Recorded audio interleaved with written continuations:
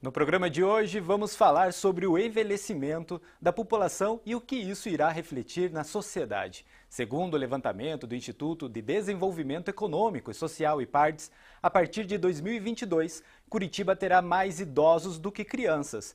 Para falar sobre esse assunto, vamos conversar com o entrevistado médico geriatra Rubens de Fraga Júnior. Muito obrigado pela sua participação, doutor. Eu é que agradeço, Jefferson. Bom, para falar sobre esse assunto do aumento de idosos daqui para frente, a preocupação é saúde? Sem dúvida, a Organização Mundial da Saúde preconiza o Health Aging, que é o envelhecimento saudável, em todos os países em que esse processo de transição demográfica vem acontecendo de uma forma mais acelerada.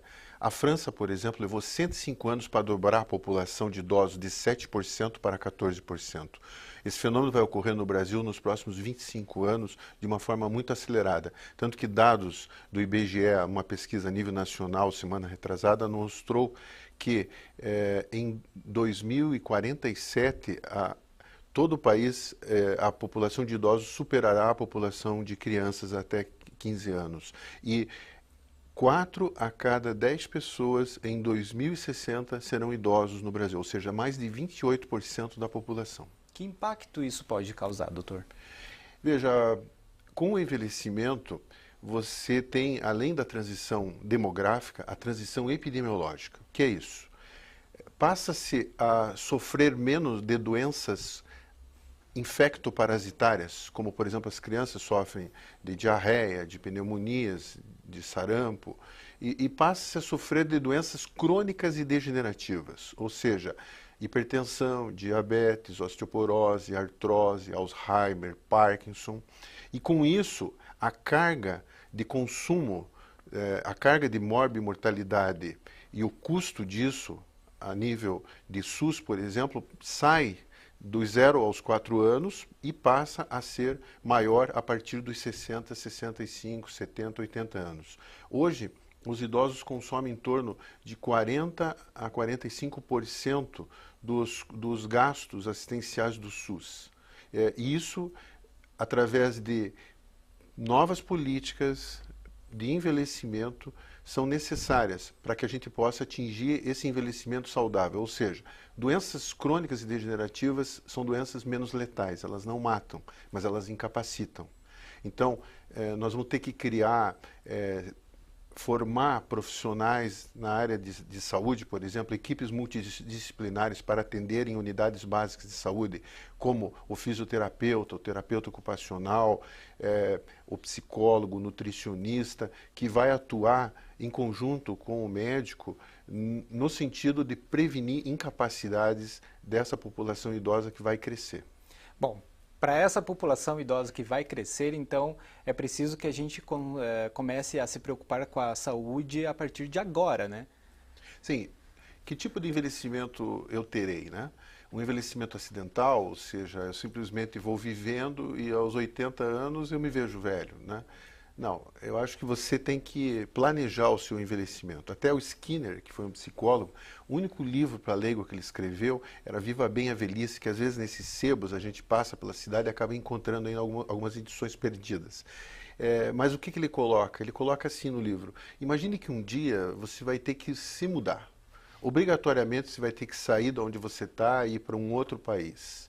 O que você faz? Você fica esperando esse dia chegar, você sabe que esse dia vai chegar.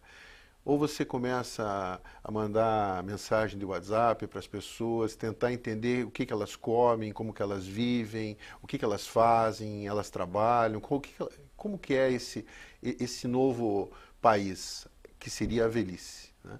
Então, se eu, através de medidas de envelhecimento ativo, de envelhecimento bem-sucedido, eu consigo prevenir doenças pelo menos em torno de 15 a 20 anos ao longo da minha vida. A velhice é uma fase do curso da vida humana, mas através de uma alimentação saudável, atividade física regular, controle do estresse, muitas vezes até mesmo se eu não trabalho, mas eu desenvolvo um trabalho voluntário na comunidade, eu consigo ter um senso de propósito de vida, né?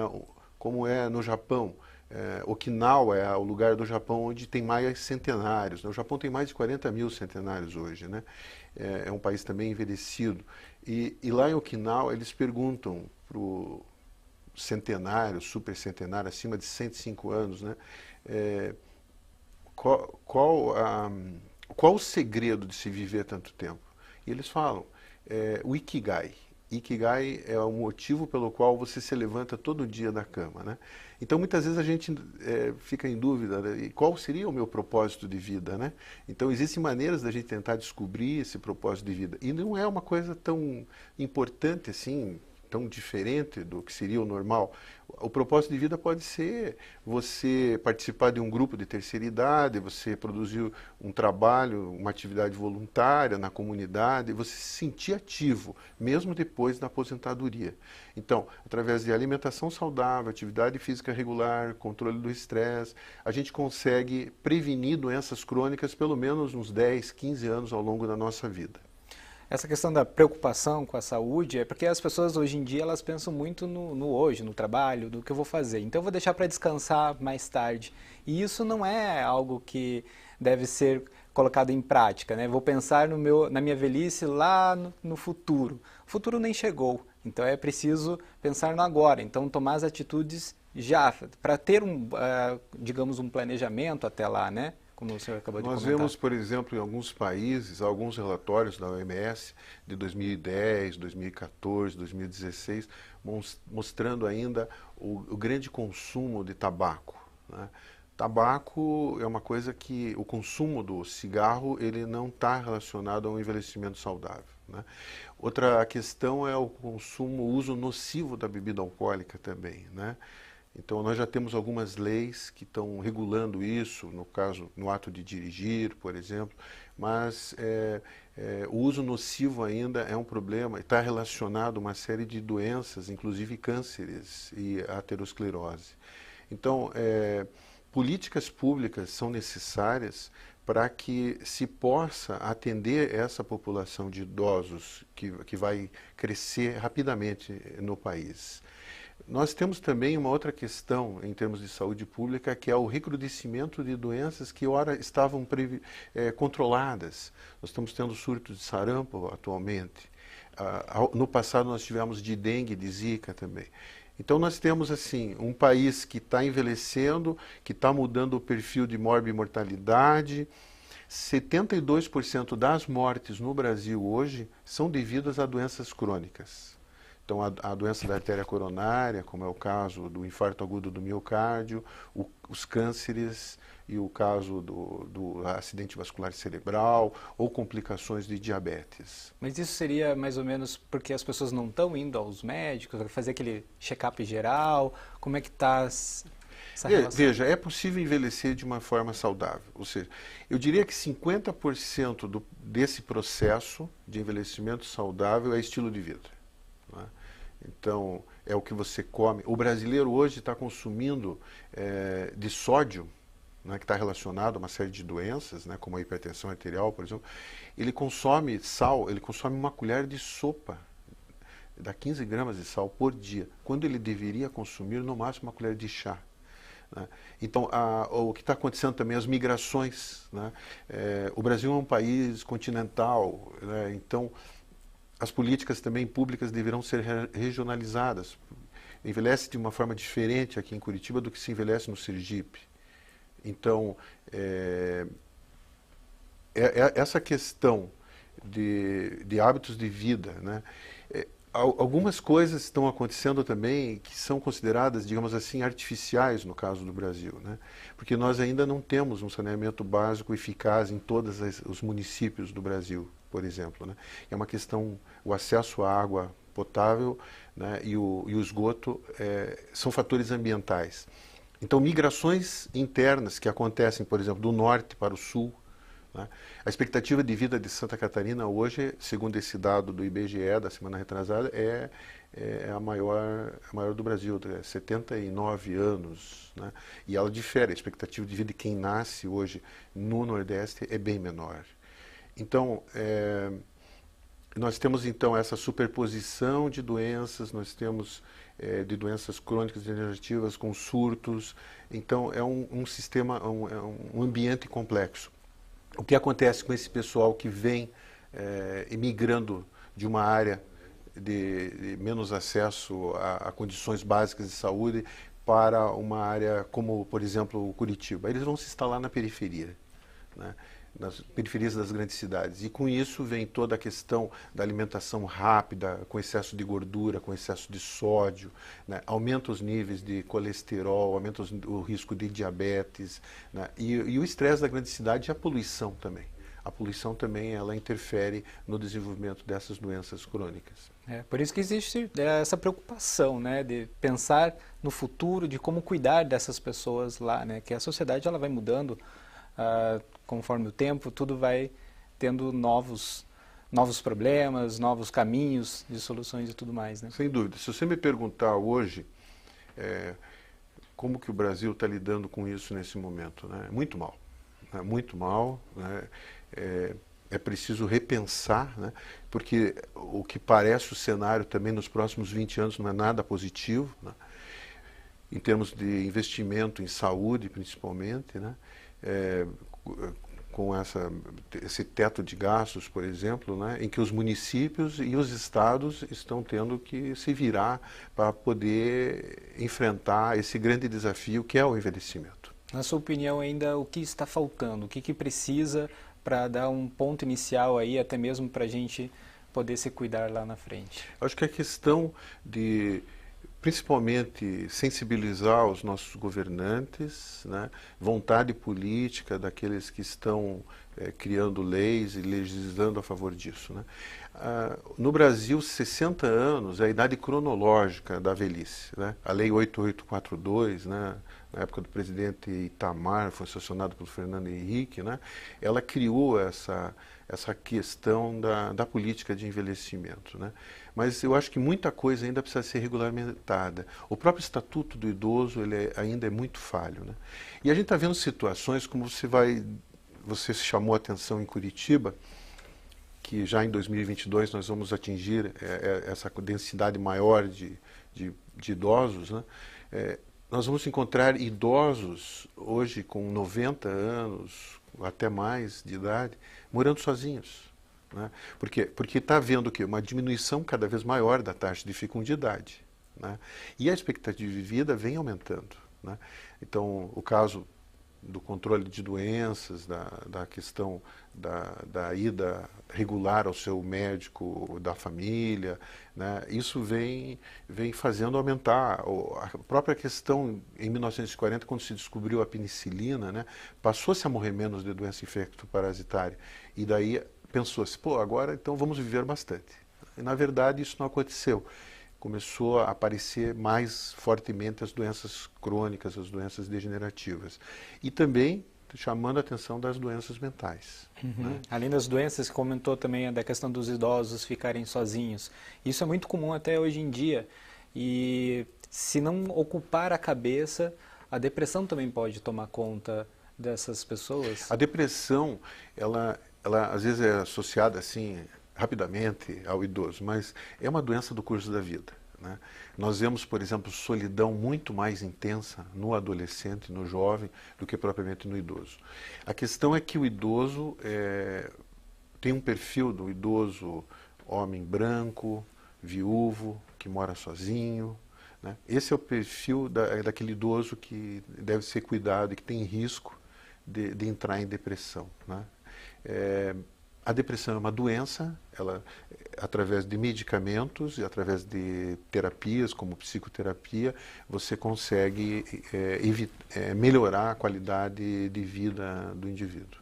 Mas esse fato da depressão, muitos podem se sentir sozinhos ou até mesmo amigos que já não estão mais presentes, né? Então, tudo isso gera, por isso que é bom sempre a família também dar o suporte. A gente comenta, tem um colega nosso geriatra, ele fala, o idoso é um perdedor, né? Então ele passa a perder muitas vezes, né? Ele se aposenta, não estava preparado para a aposentadoria, né? E aquilo que ele fazia durante 40, 50 anos, ele para de uma hora para outra de fazer. Então isso cria um risco dele entrar em depressão, porque diminui o propósito de vida dele. O que a gente procura indicar, sim, não é uma porta que se fechou com a aposentadoria. O homem se aposenta quando morre. Várias portas estão se abrindo e ele pode descobrir novas funções sociais que outrora, durante a vida em que ele trabalhava, ele não era capaz. E a família, ela é muito importante neste momento, porque o pai e a mãe cuidam dos filhos a vida toda praticamente. Depois os filhos acabam tendo suas famílias e precisa voltar a dar aquele apoio aos pais ou os avós.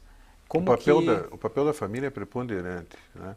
Então, nós vemos assim então, que os idosos estão tendo, essas famílias são menores, né? E às vezes até não têm filhos. Mas é muito importante valorizar o papel do idoso no circuito familiar, né? O idoso, ele pode ter menos biologia, né, por causa de doenças que ele tem, mas ele tem muita biografia. Então, um secretário-geral da ONU, Kofi Annan, foi secretário-geral da ONU, ele falava, os idosos são bibliotecas vivas, né? E nós estamos vivendo hoje um momento que a nossa sociedade tem que ser preparada para atender a todas as idades. Então nós temos que cuidar dos nossos idosos também, né? Respeitando muitas vezes o conhecimento que eles adquiriram ao longo da vida. Então o idoso ele tem que ser valorizado. Muitas vezes com a doença acontece uma inversão de papéis. Na doença de Alzheimer, por exemplo, um idoso passa a depender dos filhos. Essa inversão de papéis, que o filho passa a se tornar provedor, pai, mãe e cuidar, gera muitas vezes aspectos de conflito no seio da família também.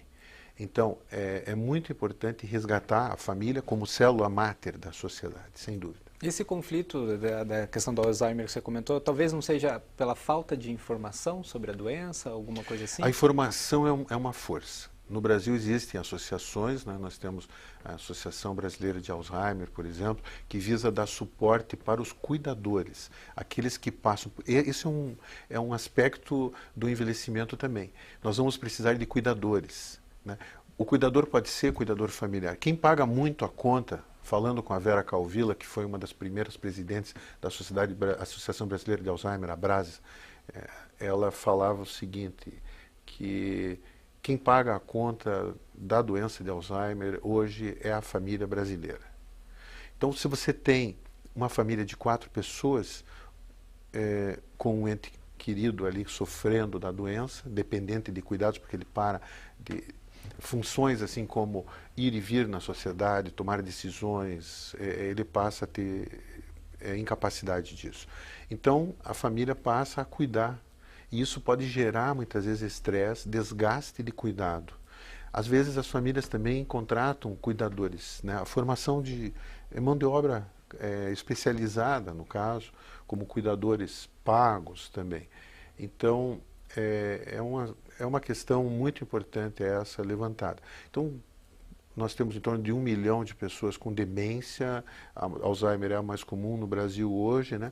Você tem uma família de 4, 5 pessoas, são 5 milhões de pessoas que estão envolvidas direta ou indiretamente com o cuidado da doença. Isso traz um custo também social muito grande, porque essas famílias elas vão deixar de produzir na sociedade para poder cuidar também da pessoa portadora. Bom, também tem a questão do isolamento. Como você comentou também da questão que da questão da família, às vezes não tem muitos filhos, ou tem poucos, ou às vezes não tem.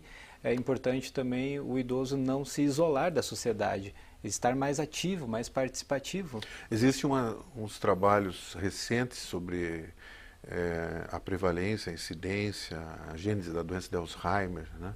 E o isolamento ele está sendo considerado hoje, né? A participação social é a gente poder envelhecer pertencendo a uma tribo, né?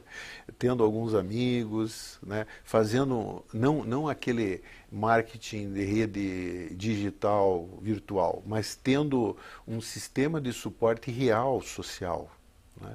Isso daí é um fator de proteção contra doenças como a doença de Alzheimer, por exemplo, né? Só falando do Alzheimer, então a dieta mediterrânea, né, que é uma dieta dos povos mediterrâneos. Recentemente nós tivemos no Congresso Brasileiro de Geriatria, no Rio de Janeiro, nós tivemos um espanhol pesquisador da dieta mediterrânea, em que ele mostra que não precisa muita coisa.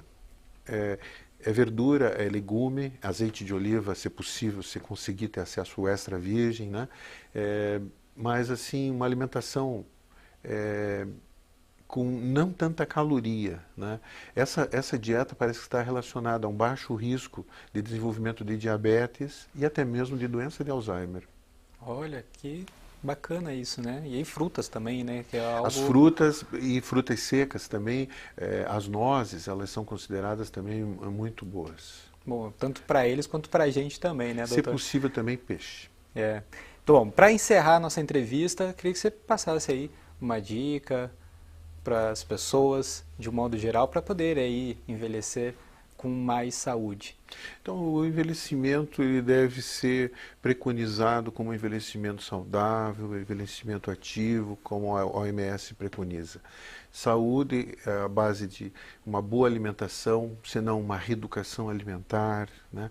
Comendo muita fibra, tomando líquido, água e fazendo atividade física, procurando não fumar, beber também moderadamente ou não beber se a pessoa tem problemas com o álcool, né? Socialmente ativo, se possível desenvolver um trabalho voluntário. Os trabalhos voluntários, se você gastar, tem um estudo da LASA, que é o estudo de Amsterdã, um estudo longitudinal que acompanhou crianças, adolescentes, até idosos, né? Eles observaram que aquele idoso que gasta 1 hora de trabalho voluntário por semana, 54 horas ou mais por ano, ele tem menos risco de doença, tanto doença mental quanto doença física, né? Então é muito interessante e que políticas públicas possam ser criadas, possam ser produzidas pelos nossos dirigentes, no sentido de nós atingirmos um envelhecimento saudável. Muito obrigado aí pela sua participação, sua presença aqui no estúdio com a gente. Eu que agradeço. Bom, a gente acabou de conversar com o médico geriatra Rubens de Fraga Júnior e para assistir esse material você pode conferir lá no canal do YouTube, no Legislativo, você pode ver e rever quantas vezes quiser e também compartilhar. Então, muito obrigado e até a próxima.